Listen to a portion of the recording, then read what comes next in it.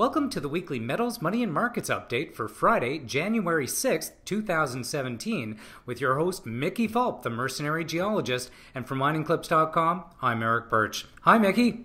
Hello, Eric. Well, it's been quite a start to 2017. It's a new year, and stocks and metals just roared out of the gate. It was a good week for just about everything. The precious metals had a very good week. Gold closed 1172, up almost 2%. Silver 1643, well above 3% for the week. The real winner was platinum, up 7% to 965. Well, I misspoke there because the real winner was palladium, up 11.2% to 755.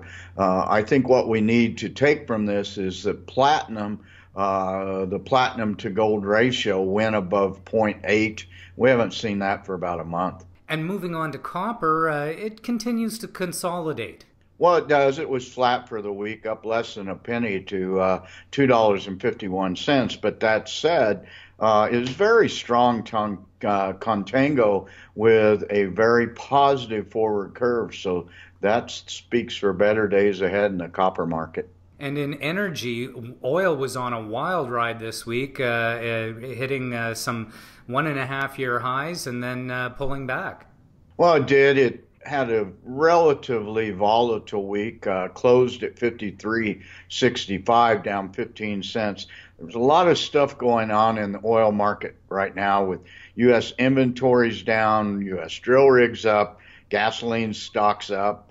The OPEC compliance seems to be working, at least with the Saudis. They've already initiated cutbacks. There's terrorism ongoing in pipelines in Nigeria. But all in all, it's once again, oil, I think, is in a consolidation phase at this level. And although we're nowhere near a uranium recovery, we did see some strength in the first week here. Well, we did. It was up a buck, almost 5%, closed at 21.63. And really, this is just the effect of Trump and the anticipation that the uranium market, nuclear energy market, will get better in the U.S. And in currencies, the U.S. dollar was essentially flat this week, but we did see some nice movement in the loonie. Well, the U.S. dollar finished flat, but it had quite the volatile week. On Tuesday, it soared to 103.80, and it gave back all of its gains and finished the week at 102.18, although it was stronger today. The euro had kind of a similar week, closed at 105, and loonie had a very nice week, closed up 1.5% at 0.7559, so it's getting up toward that 76-cent level. And if we continue to see some strength in oil, we should see that dollar firm up even more. Moving on to if that's what you want to call it, I call it the loonie, but you can call it the dollar up in Canada. Okay, you're right. It is the loonie. And moving on to markets, the Dow is back within less than 40 points of 20,000, and the rest of the markets had a very strong week as well. Well, they did. The Dow had a very strong day today till kind of a sell-off at the end of the day. It got within a point of that mythical 20,000 range, but it closed at 19,964, up 1% on the week. S&P 500 all-time high, just above its all-time high, closed at 2277. And finally, the Nasdaq had a very good week. It soared this week, up 140 points to close at 55.21, up 2.6%. Needless to say, that's an all-time record.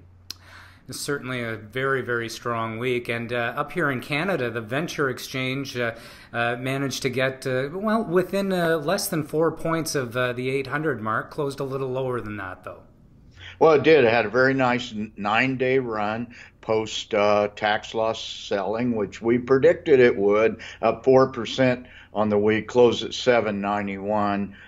Generally, it will take a bit of a pause now. I'm not sure, but going on its 15-year history now, it should take a pause over the next couple of weeks. So all in all, it was a very good week for the market.